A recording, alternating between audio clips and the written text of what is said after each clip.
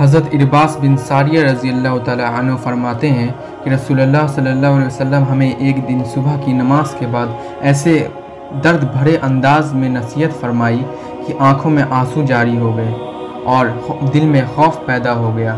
ایک شخص نے عرض کیا، یہ تو رخصت ہونے والے کی نصیحت معلوم ہوتی ہے۔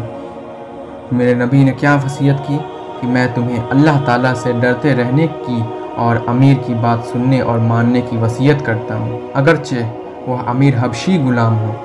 تم میں جو میرے بعد زندہ رہے گا وہ بہت اختلاف دیکھے گا۔ تم دین میں نئی نئی باتیں پیدا کرنے سے بچو، کیونکہ ہر نئی بات گمراہی ہے۔ لہٰذا تم ایسا زمانہ پاؤ تو میری اور ہدایت یافتہ خلفائے راشدین کی سنت کو مضبوطی سے تھامے رہنا۔